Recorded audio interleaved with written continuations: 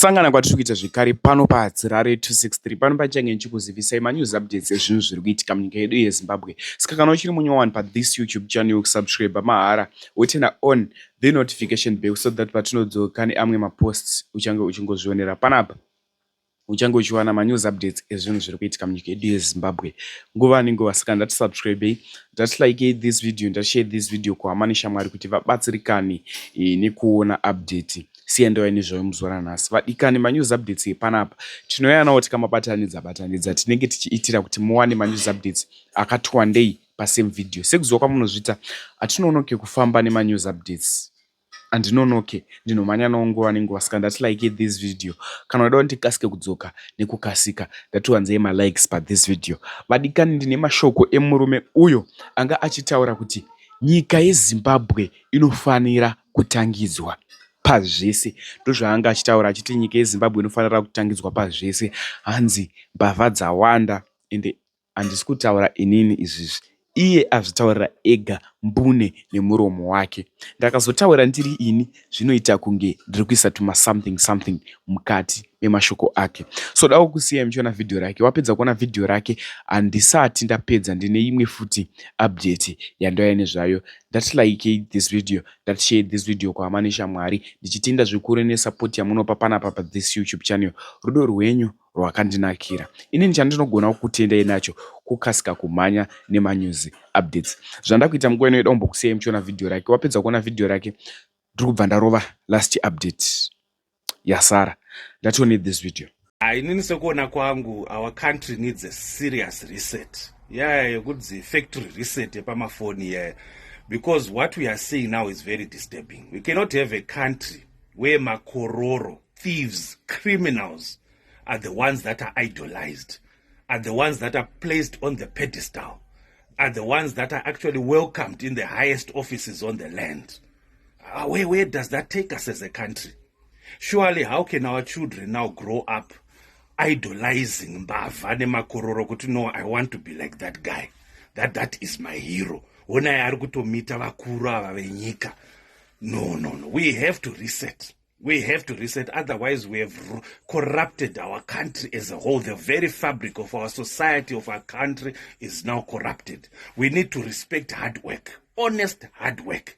We need to respect those people who are struggling to fend for their families as hard as it is, but they are succeeding. Those are the people we need, inventors, innovators, people who are genuinely developing our country. Those are the people that need to be venerated. Those are the people that need to be honored. Not we have now taken our country at a very dangerous place, and anytime it might implode because of what we are doing. We cannot afford to honor, idolize, respect criminality. Next update video rabva nepamasvingo apapa rema youth anga achiimba kuti hakuna kwavari kuenda. Vadikani handigoni kuzviwedzeredza kana kuzvitapudza. Dai kuti uone video iroro. After wamapedza kuona video iroro, dai kuti mutauzva munofuka comment section kuti boy here zviri kuitika. Unozvionawo sei wakazvitarisa iwewe dunga munhu kuti boy here iri kuitika apapa, boy here iri kutambika apapa. Sekuziva kwamunozvita hatisarari handinonoke kumhanya nemanews updates nguva nenguva. Vadikani tosangana zvekare munguva inotevera. Ndatione this video.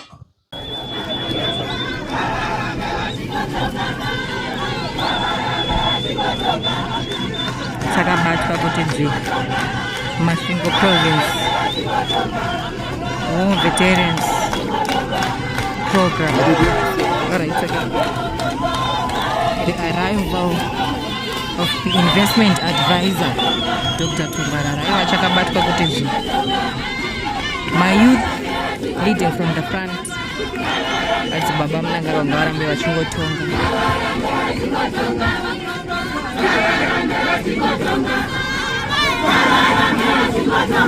Masvingo youth league.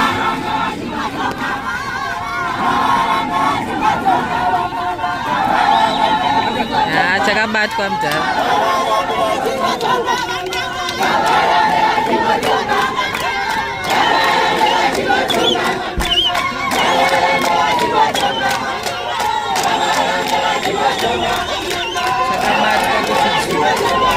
Well done, Your Excellency.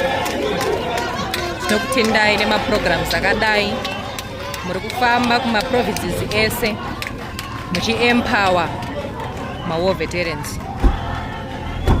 Well done, Your Excellency. Tinokutendai, Your Excellency.